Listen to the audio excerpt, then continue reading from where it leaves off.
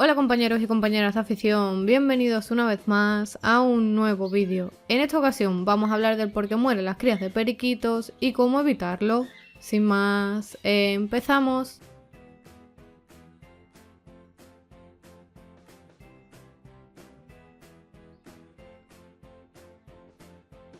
Las crías de periquitos pueden llegar a morir, incluso pueden tener problemas para crecer correctamente por varios motivos. En primer lugar, porque el nido que se está utilizando para la cría no sea el adecuado para criar periquitos, es decir, que sea un nido que no tenga las medidas o el tamaño adecuado, e incluso que esté fabricado con materiales que no sean los adecuados para la cría.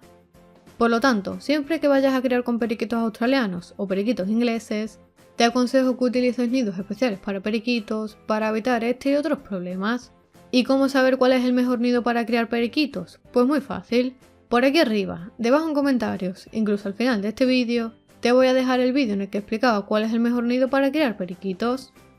Otra de las causas que está estrechamente relacionada con el punto anterior es que los periquitos más grandes pueden llegar a aplastar a los periquitos más pequeños. Es decir, como los periquitos van naciendo en días diferentes, los periquitos que nacen primero siempre tendrán un tamaño más grande en comparación con el resto de sus hermanos, lo que puede provocar que si el nido no tiene un tamaño adecuado, los más grandes puedan aplastar a sus hermanos más pequeños.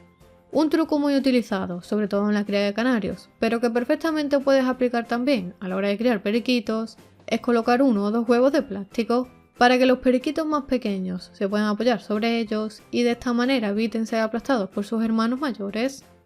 La tercera causa, y una de las más comunes por las que mueren las crías de periquitos, es por exceso de celo del macho. Básicamente, el periquito al tener mucho celo y querer comenzar una nueva nidada, rompe los huevos o tira a las crías del nido, con el fin de que la hembra le haga caso para aparearse y comenzar una nueva puesta.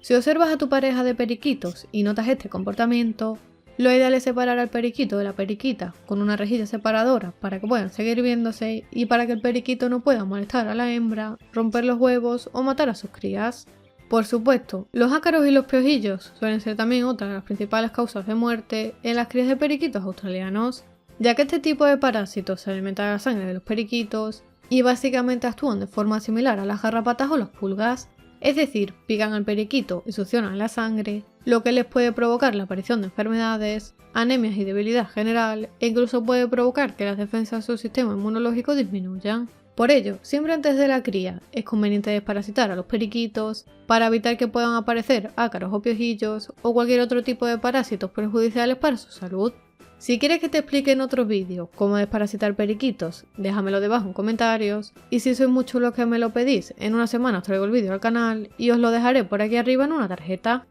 También puede ocurrir que debido a la falta de experiencia de los periquitos en la cría, bien porque sea su primera vez criando o porque no sean buenos reproductores, no alimenten correctamente a sus crías y los pollitos mueran por falta de alimento y deshidratación. En estos casos, lo ideal sería sacar a los pollitos del nido y criarlos a mano, tal y como os explico en el vídeo que os dejo por aquí arriba y que os dejaré también debajo en comentarios sobre cómo criar un periquito a mano.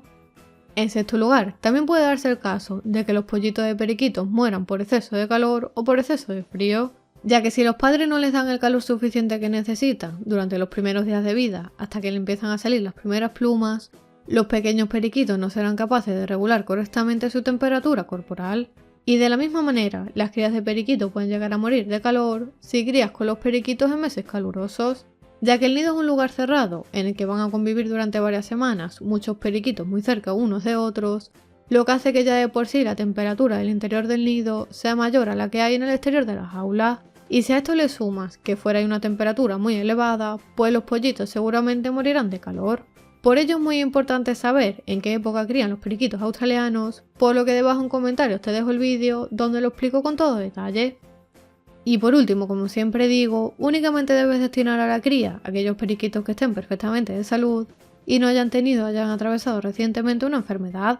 para evitar que puedan contagiársela y transmitirse a sus pollitos y que estos puedan morir al tener un sistema inmunológico menos desarrollado. Dale like a este vídeo y compártelo con tus amigos por las redes sociales para que así puedas seguir trayendo nuevos vídeos al canal. Aprovecho y te invito a que te suscribas totalmente gratis si aún no lo has hecho.